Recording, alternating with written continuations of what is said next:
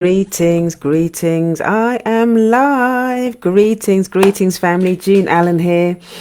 And I am the founder of The Art of Greatness at juneallen.net. So I am really excited to be with you today. Very excited. Happy. What day is it today? Tuesday. So I'm doing a series of live streams over the next few days, leading up to our book club, the Mastermind book club that I'm going to be launching this Thursday. So I wanted to have a chat about some things that are related to the book. So I'll review a little bit of that more in a minute. But first of all, I just wanted to introduce myself. So for those of you that don't know me, my name is June Allen, and I'm the founder of The Art of Greatness at juneallen.net. And I teach Black women who struggle with self-love, sisterhood, and sobriety. Okay, so I came into doing this work back in 2009. I started my own journey in 2009, and I went into 12-step recovery on the back of a really dysfunctional, painful relationship, and I needed to know what was going on because it was a pattern that I'd found myself in for many years with different relationships, and I needed to figure out what was going on. So I decided to go into 12-step recovery for relationships, and I learned so much about myself. I learned so much about relationships. I learned a lot about my history. And, you know, I just learned a lot generally about human behavior and stuff like that. But what was missing from it was the cultural context. So I became really obsessed with reading, exploring, just trying to figure out what role racism played in my wellness practice. And there wasn't really anybody else having conversations about what this meant or how to even begin doing that sort of work. So I started exploring a lot of it myself. And as a result of that, I started sharing my journey a lot more publicly, started sharing it a lot more with other people who were also doing this work, other Black people that were in recovery. And that's when the light bulb started going off, and I really started to understand, oh my God, now I understand why I behave the way I behave, and how racism began to play a role in all of that. Not just went on historically, in terms of my my ancestors who were enslaved, came from Jamaica and all the rest of it, but also what's going on under the current system of racism as well. Joining all of those dots has been really important part of this process.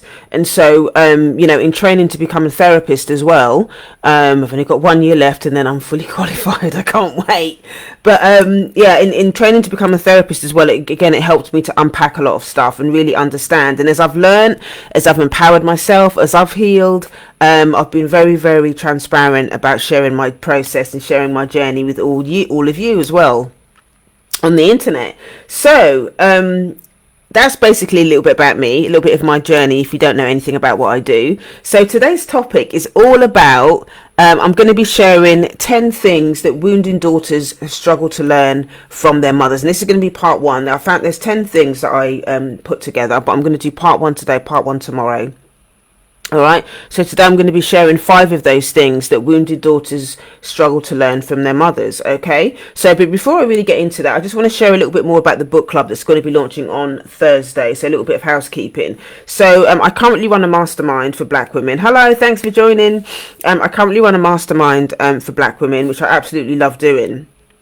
And one of the things that they said that they really enjoyed was when I actually did the book club. That's how a lot of them got to know me and got to understand the healing process.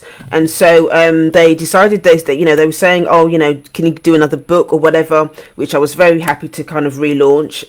The last time we actually did a book, it was when we were it was before pre-COVID, and we actually did the book club in person.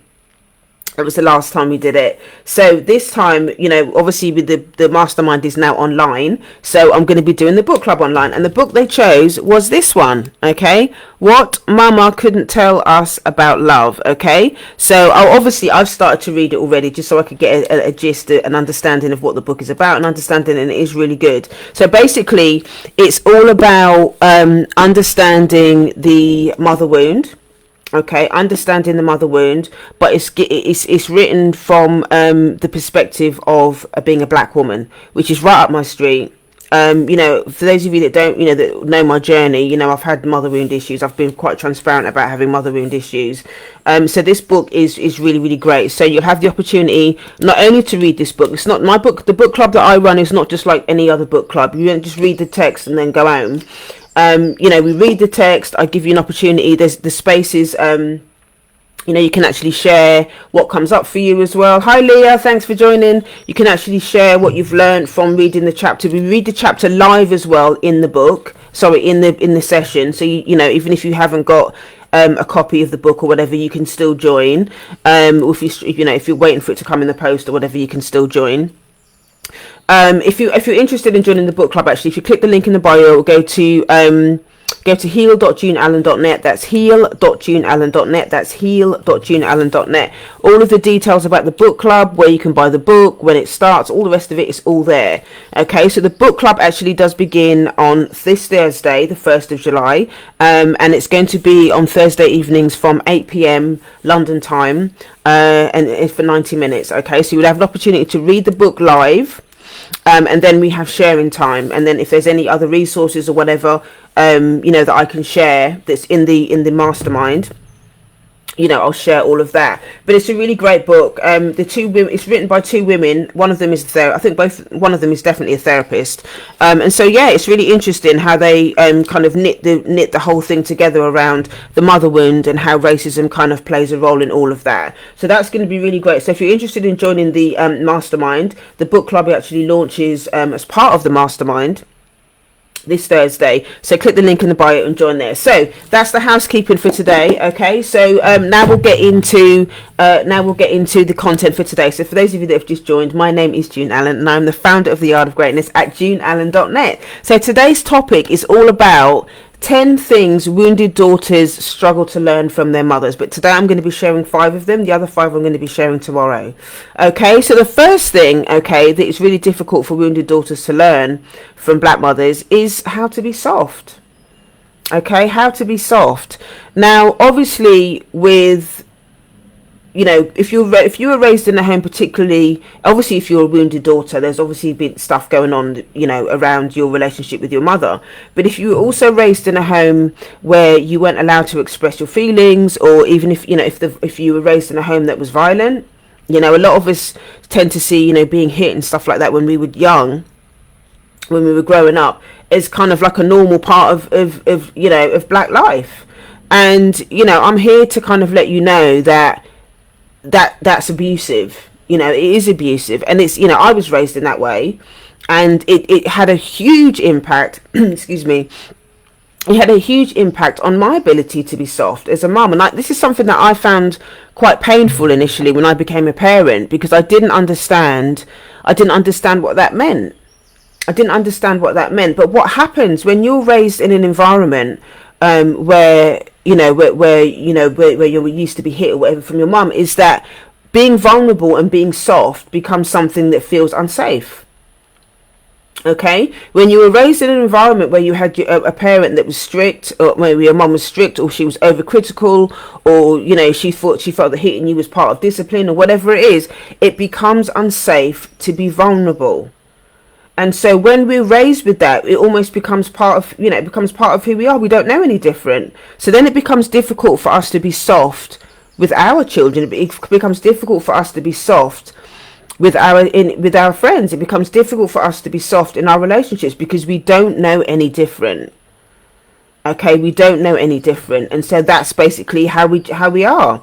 And for me personally, I know that I didn't want to be that sort of parent. I wanted to not only learn how to be soft and vulnerable, but I also had to learn, I wanted to teach my daughter that being soft and being vulnerable was safe. I wanted her to know, I wanted her to understand that was an important part of being in her feminine energy. And I'll talk more about that in a bit. But yeah, so being soft is a really important part of being human.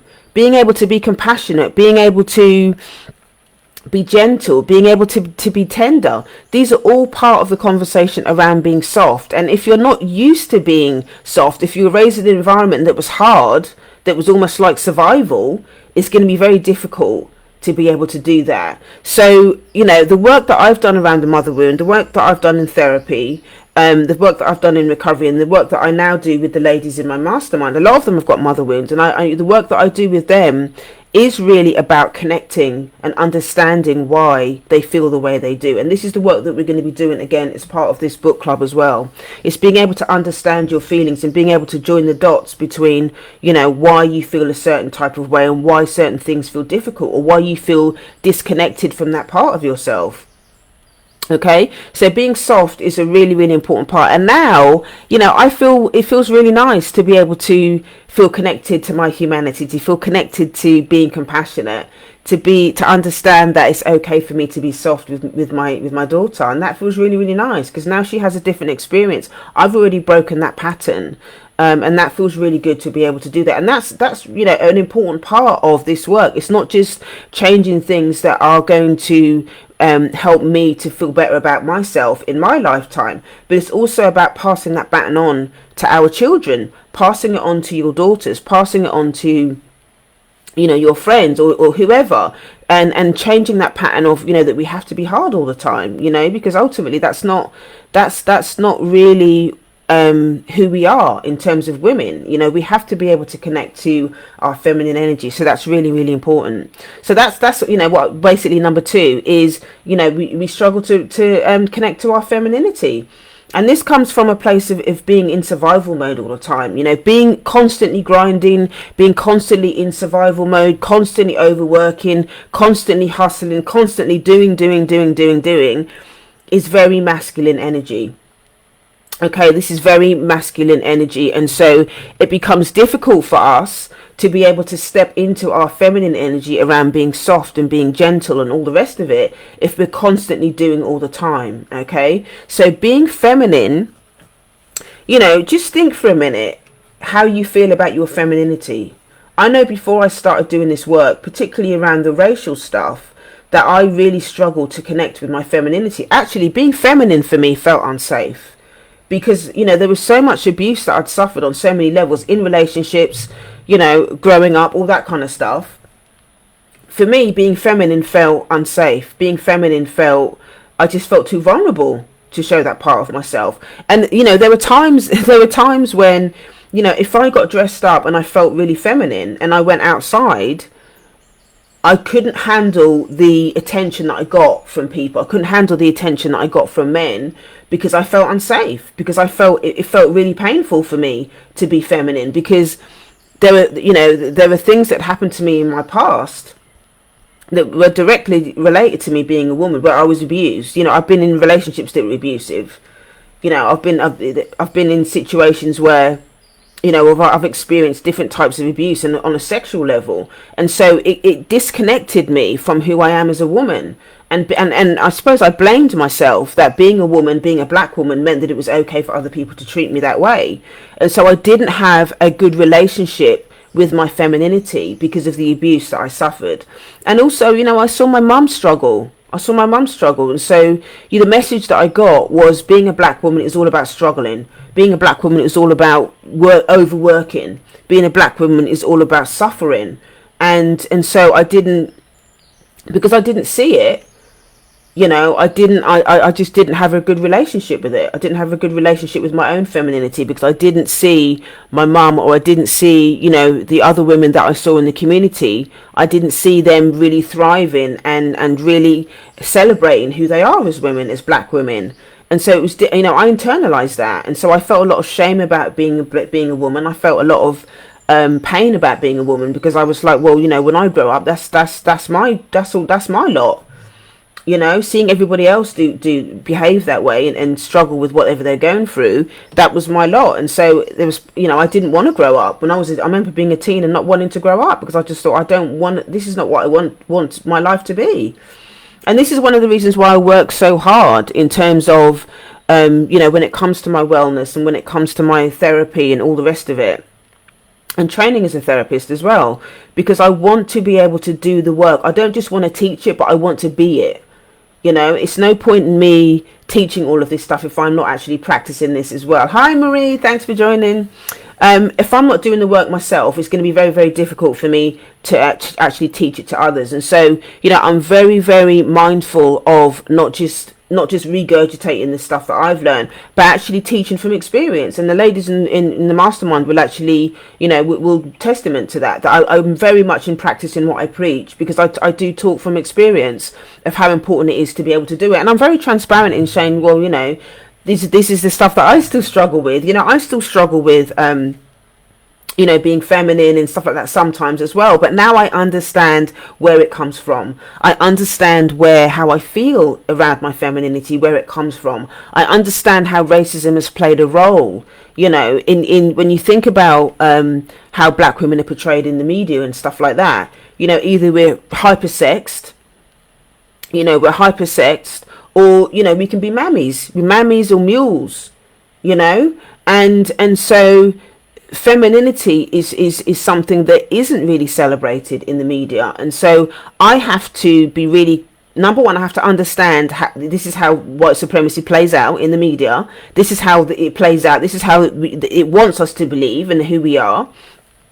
And but also it's understanding that actually I don't have to accept that. I don't have to accept society's portrayal of me. And it's so interesting because yesterday I, on social media, I saw a few clips from, the BET Awards and stuff like that. And it actually made me feel quite sad because, obviously, Cardi B and what was it? I can't remember the other woman's name now. But there always seems to be a hypersexualization of black women on these programs. And it just makes me feel really sad. And I know, not everybody might not agree with it. It's not going to be a popular opinion. There might be some people that think, well, she's celebrating her femininity and all the rest of it. But for me, it makes me feel sad because it just perpetuates that stereotype of black women constantly being hypersexed all the time. And there is so much more to black women than that, but that seems to be the narrative that plays out quite a lot in the media.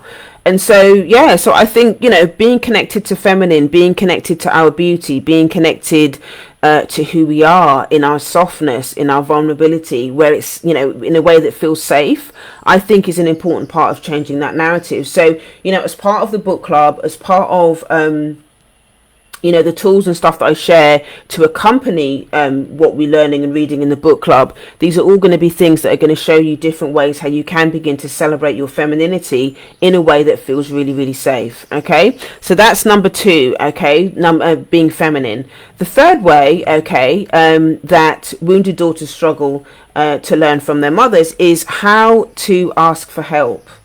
Okay, now this is a huge one. And this is something that I have to check myself on regularly, because my default is I could do it by myself. My default is I don't need anybody else. My default is no one's going to do it as well as I can do it. My default is I don't trust anybody. Okay, and I know that at the core of that is mother wound, is sister wound, is white supremacy, is all of that stuff that I learned growing up, that I mustn't trust anybody else. I mustn't trust any other women. And so now is something that I'm having to learn now, and I'm actually getting a lot better at it, but it's something that I have to check in with myself really regularly around, how important it is for me to ask for help and to receive it as well, to ask for help. And so many of us are trapped in this pattern of compulsive self-reliance, and it's kind of it's parceled up as I'm a strong black woman, I don't need anybody. But I think that's a crock, to be honest with you, because I think that in of itself, underneath all of that, is the narrative of I'm scared to ask for help, I'm scared to I'm scared to be vulnerable in asking somebody else for help. I'm scared to pretend. I'm scared to be honest about the fact that I can't do all this by myself, and that actually I'm struggling, and I don't want anybody else to think that I'm vulnerable or whatever. So I'm just going to crack on and do it all by myself. So underneath that strong black woman narrative is a lot of vulnerable black women that are afraid to actually show up and ask for help. And it's not serving us as a community. It's really not. Now, I think the other thing that's really difficult for a lot of black women around being vulnerable and asking for help is that there are so many spaces that feel unsafe. There are a lot of spaces that feel unsafe. I've worked with, one of the reasons that a lot of the women choose to come and work with me is because, number one, I give a cultural context, and that is really, really important. I've heard the narrative over and over, from women, who've worked with other therapists, who've worked in wellness spaces, who've worked with coaches or whatever, and they don't talk about the cultural context. They don't talk about the whole thing around black women not trusting other black women, feeling unsafe around black women, and making the link between the mother wound and racism, and how that plays out, and how important it is to have a safe space where there's boundaries. It's important to actually be having the conversation. If you're not having the conversation, you're not going to understand why you feel the way you feel and how it plays itself out. And so one of the reasons why the women tell me that they choose to work with me is because I'm very transparent and honest about having that conversation, and I help them to understand why they feel mistrust around other black women. And then what I also do as part of the work is to create safe spaces for them to have conversations with me and with each other. It's about boundaries at the end of the day. It's about honouring the fact that so many of the women, so many black women are shamed for actually having a voice, not feeling like they were allowed to speak up about how they feel and all of that kind of stuff. And so having a safe space to be able to communicate and to be able to understand how they feel, and to know that when they speak that they are going to be able to have a voice, that is really, really important. And to have boundaries around not having other people, comment on what they say because that's their truth, and all of that kind of stuff. All of these really small little things are really, really, really important part of how you create a safe space for black women. And this is what I've incorporated in my work. This is the core of my work. And, I've heard this over and over, that the sisters have said to me, just that one thing about having boundaries around being able to speak and not having other people interrupt them, and being able to share their truth and be vulnerable and to have feelings and all of that kind of stuff. Basically embracing their femininity. That has been a huge healing thing for them, to be able to have that. Okay, that's really, really important. So, for us to be able to ask for help, you have to know where to look for help. And also, is that help going to be able to meet your needs on a personal level, on a cultural level, on a sister level, on a traumatic level? Is the safe space enough? Is the place that you're going to for help also trauma informed?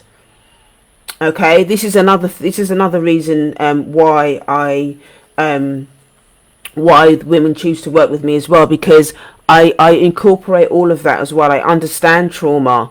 I talk a lot about it. I have a lot of external resources as well, and a lot of resources in the library as well as part of the membership, where the ladies can go in there. I've read so many books and stuff on trauma. I've experienced, not only have I experienced trauma, but I've also gone through trauma therapy.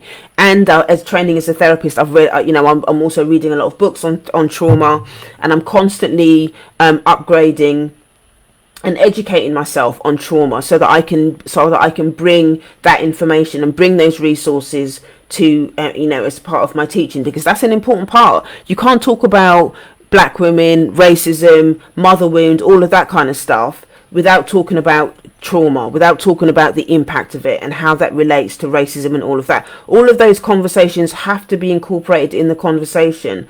Otherwise, the stuff is going to be missed, and the healing is not going to be complete without those conversations. Okay, so being able to ask for help and understanding what that help looks like is a really, really important part of being able to heal. So there are so many wounded daughters out there that struggle to ask for help, because they weren't able to ask for help from their mothers. They weren't able to ask for help from their mothers, and so it becomes difficult for us to ask for help as adults. And but in order for us to be able to heal, and for order for us to work through what we need to work through, we have to be able to ask for help. We have to let go of that strong black woman narrative and just be willing to ask for help, and keep looking as well. Don't just give up because you've worked with one therapist that was rubbish or whatever. You need to keep looking.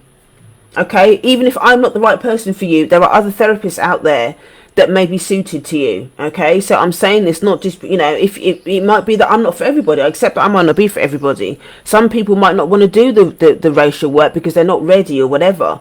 But sooner or later that conversation is going to be need to had. But it takes time. But you've got to just keep looking. Okay, you've got to keep looking. Hi, thanks for joining. For those of you that have just joined, my name is June Allen, and I'm the founder of the Art of Greatness at JuneAllen.net. So today's topic is all about. I'm sharing about the different things that wounded daughters they struggle to learn from their black mothers. Okay, and this is part 1. I'm going to be doing part 2 tomorrow. Okay, so that's the third thing. Okay, it was about asking for help. The fourth thing is about willing to receive. Okay. It's the fourth thing is about willing to receive. Wounded daughters struggle to receive because ultimately they weren't able to receive from their mother, from their parent, from their family. They weren't able to receive from them, or they were taught that if they have needs or if they have feelings or if they want something, you're not allowed. You're not allowed to feel anything. You're not allowed to have a voice. You're not allowed to. The only thing you're allowed to do is just do as you're told. That's the only thing you're allowed to do. You're not allowed to be anything. You have to do as you're told. Okay, and when you're raised in an environment where you're not allowed to express how you feel, you're not allowed to have a voice, all of that kind of stuff, you end up just dumbing yourself down. You dumb yourself down and you don't allow yourself to receive anything. You don't allow yourself to receive love. You don't allow yourself to receive pleasure. You don't allow yourself to receive kindness, because that being shut down, has become your default. And actually being vulnerable enough to allow yourself to receive just feels unsafe. It just feels unsafe. And so, there's so much then mistrust that you have around receiving, around connecting to other people as a human being, that you just end up, again, like I was saying earlier, you just end up in that compulsive self-reliance conversation around, I'll just do it myself. I'm not going to receive anything from anybody else because I'll just do it myself. I don't trust anyone. And it just makes more sense for me to do it myself. But then what happens as part of that cycle is you just end up overworking.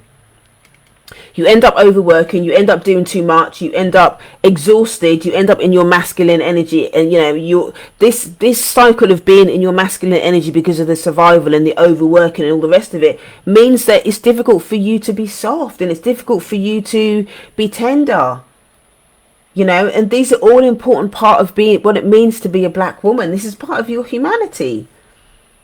It's not healthy for you to always be in your masculine energy all the time, always doing, always hustling, all of that. And this is something that I've had to learn for myself over the last few years, actually. And being able to create space for me to be soft, and create space for me to be gentle, and for me to be tender, because being busy all the time, always doing all the time, you have to create space for rest. My word for this year is spaciousness, because I wanted to create a space to be able to parent in a more gentle way. I wanted to create more space for me to date and have relationships. But in order for me to do that, I have to put down the busyness. I have to put down the compulsive self-reliance. I have to put down that I'm always doing something. And I have to create a space so that I can lean into doing these things in a more gentle way. And a lot of us, to be fair, a lot of us don't want to put down a lot of that stuff, because it means that we have to feel stuff. We have to feel things and accept things about ourselves that maybe we don't want to look at. And this is the thing about being more feminine. This is the thing about being soft. This is the thing about being able to receive and ask for help. That vulnerability means that we have to really be in touch with who we are as women. That means that we have to feel. We have to embrace certain things that maybe we don't want to. And sometimes all of this busyness and all the rest of it is a convenient way for us to avoid how we feel. That numbness and that hustle and all of that stuff that can all be played out in the busyness, in the doing. So it's harder for us to receive, because we're always doing something. We're always busy.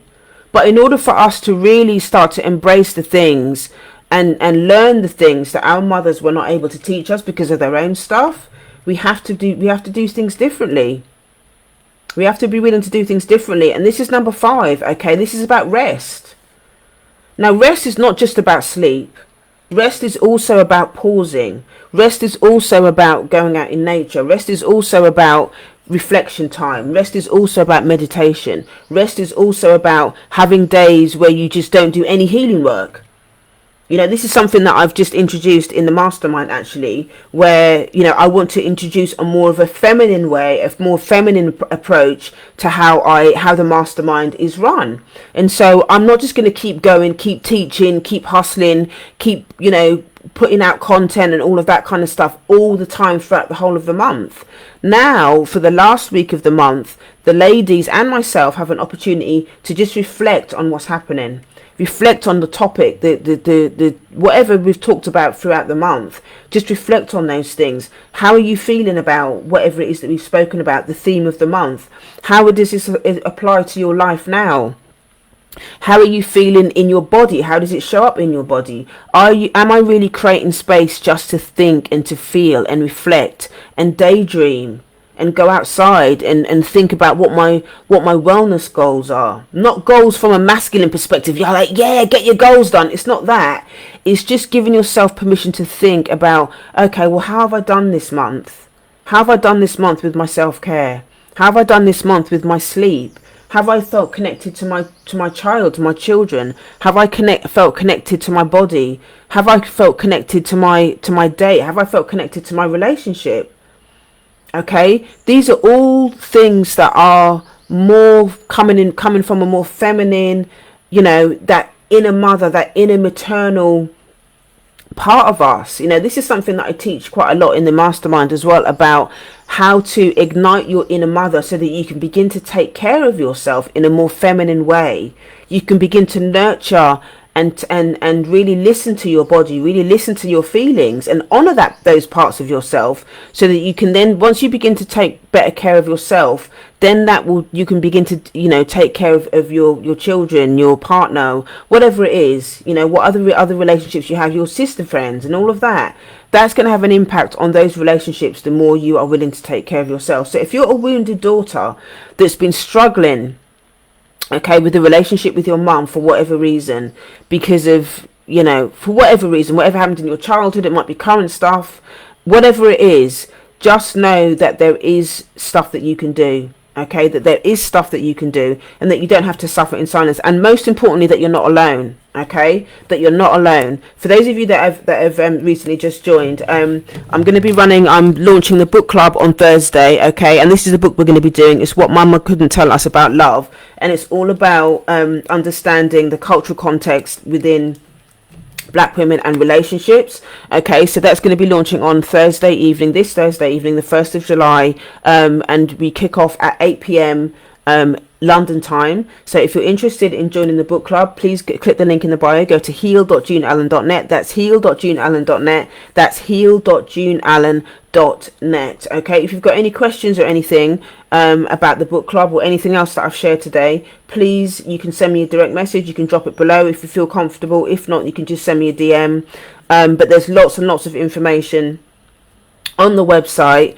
And there's lots of stuff that we're going to be learning in this amazing book that we're going to be launching on Thursday. So yeah, it's all about understanding how to rest. So those are the 5 things. That was the 5th thing, about learning how to rest. Okay, and not kind of just letting go as well of that workaholic thing. And I know as well that one of the reasons why so many of us work so hard is that sometimes we think that money is going to automatically make us feel safe. Okay, instead of doing the internal work that we need to do, sometimes we can kid ourselves into thinking that if I earn loads of money, then that earning loads of money is doing the internal work, and it's not. You can't avoid doing the internal work, because if you haven't done the internal work, the money is a tool that is just going to get acted out in the same way that you act out emotionally. It's just that money just becomes another way that you act out how you feel internally. So it's actually, what makes more sense is to do the internal work, so that then your money you can use your money as a tool in a different way, because the internal stuff has been done, the internal work has been done. Okay, so let me just go through the 5 things again for those of you that joined towards the end of the broadcast. So 5 things that wounded daughters struggle with, okay, in terms of what they didn't learn from their mums, is number 1 is how to be soft. Okay, how to be soft.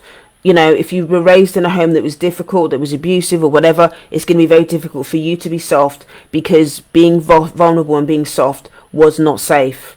Okay, so part of reclaiming that is finding a safe space for you to learn to understand what your emotions are, and to begin to find a safe space for you to be able to learn what it means for you to be vulnerable. So not only will you have the opportunity to do that in the book club, but also there's a lot of resources and stuff like that in the library. I have a huge wellness library as part of the mastermind, where there's like 100 plus masterclasses.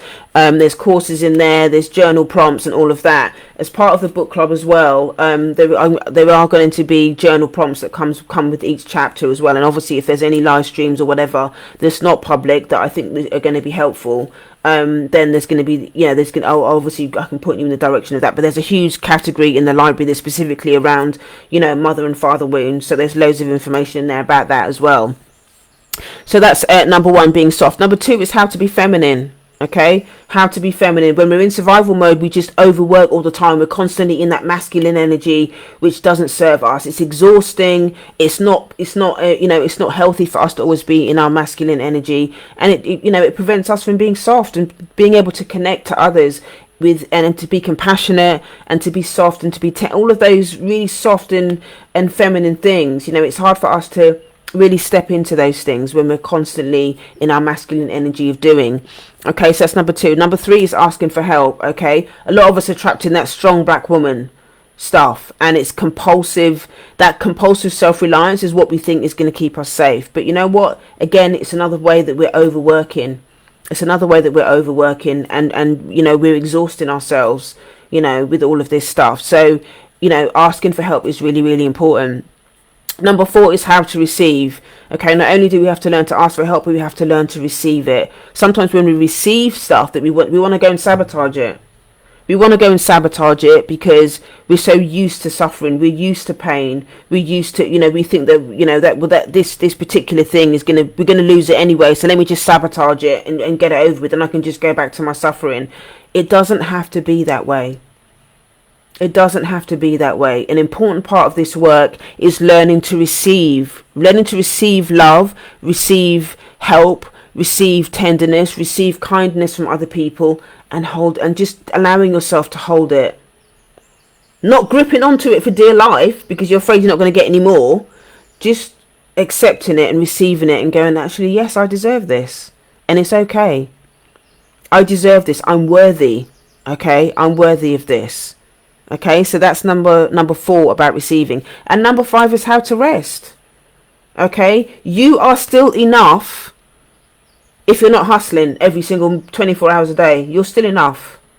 You are still worthy if you're not always grinding. You don't have to always grind all the time. That's what's making a lot of us as black women unwell, because we're constantly grinding all the time.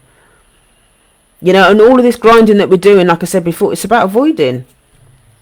It's about us avoiding the feelings, avoiding the discomfort, avoiding the pain that we feel about the mother wound, the relationship wound, do all of that stuff. Okay, it's about us avoiding all of that stuff. All of the years that we've had all these things that have happened to us that we haven't dealt with, that we don't want to talk about, we haven't felt a safe space. Hi, you, Randy. Thanks for joining. I'm glad that I'm speaking to you. Honestly, you are not alone. You are so not alone. But just know that there is a solution. There is a solution, and there are ways that you can deal with your mother wound in a way that feels safe. Okay? You just have to be willing. That's all you have to do. It's not going to happen overnight. There is no magic wand that I'm going to wave to make your mother wound go away. You ultimately have to do the work. But just know, if you do choose to join the book club or whatever, that you're not on your own. Okay, you're not on your own. So you understand, I literally don't know how to not grind. I feel useless when I'm not doing something and just lying about. It's horrible. That's kind of what I'm saying. And underneath all of that, this compulsive behavior, underneath all of that is an avoidance of, there's something underneath there that's being avoided. And so this is why having a safe space is important, because then you get to unpack. You have the opportunity to unpack, okay, well, what's underneath my grinding? I know for me, it was about, I just didn't want to feel anything. I didn't want to feel anything. I didn't want to grieve. That's the thing about the mother wound stuff. The healing work around the mother wound is all about grieving. Okay? And grieving means that you have to connect with the anger. You have to connect with the anger around the mother wound. You have to connect with the grief. You have to connect with the loss. It's so layered. You have to connect with how racism has played a part in all of this. You know, because you know, there's your mum's story around, well, you know, maybe she's the way that she is because her mother treated her the same. And you know, if in my situation, it goes all the way back to the plantation, where you know there's generations and generations of wounded daughters and mothers that didn't know how to parent. They didn't know how to parent, so they just passed all of their trauma down to their through the generational line, and for me, it stopped. I've made a decision. It stops with me. This foolishness stops with me. So I made that decision that I am not passing this stuff on to my daughter. So that's why I basically went into recovery. That's why I went into therapy. That's why I decided to train as a therapist, and that's why I'm passing this stuff on to the community now, to you ladies now. So if what I've spoken about today has spoken to you in a way that you feel like you're ready to start doing this work, you know, then join us on Thursday for the book club. Okay, if you're interested in joining us for the book club, click the link in the bio, go to heal.juneallen.net. That's heal.juneallen.net. That's heal.juneallen.net. Thank you so much for joining me today. If you know somebody who would be interested in the stuff that I've shared today, please share this broadcast with them. If you've got any questions or anything again about the book club or anything else that I've shared today, please send me a DM and ask your question. Obviously, I understand you might not want to share it publicly on the comments below, so send me a direct message. Okay. So somebody's crying. I'm sending you a really, really big hug. I don't know how to pronounce your name correctly. Is it Olimo? I don't know if I've pronounced that correctly. But just know that you're not alone, okay? Just know that you're not alone, honestly. And there is stuff that you can do. There really is stuff that you can do. If you go to my website, actually, I've got there's loads of information on there. There's a free section. Actually, there's a free if you go to the link, there's also some resources that I've put in there. There's 10 books, okay, 10 books that I've used personally and that I use in my teachings and stuff about mother wound. 10 great books on mother wound, including this one that we're going to be doing on Thursday. So if you find that you're not ready to join the book club or whatever to do this work, there's loads of books there as well. There's loads of resources as well. It's absolutely free. It's just a downloadable PDF. Okay. Thank you so much for joining me today again, and I will see you tomorrow. I'm going to be doing part 2 tomorrow, okay, for 10 things that wounded daughters struggle to learn from their black mothers. Okay, so if you enjoyed, if you I wouldn't say enjoyed, but if it really moved you today with what I shared, then join me tomorrow. I'll do another live stream around about the same time, about 9:30 tomorrow morning. Join me tomorrow and we'll have another conversation. All right, sending you lots of love, lots of hugs. Okay, and I will see you next time. All right, take care.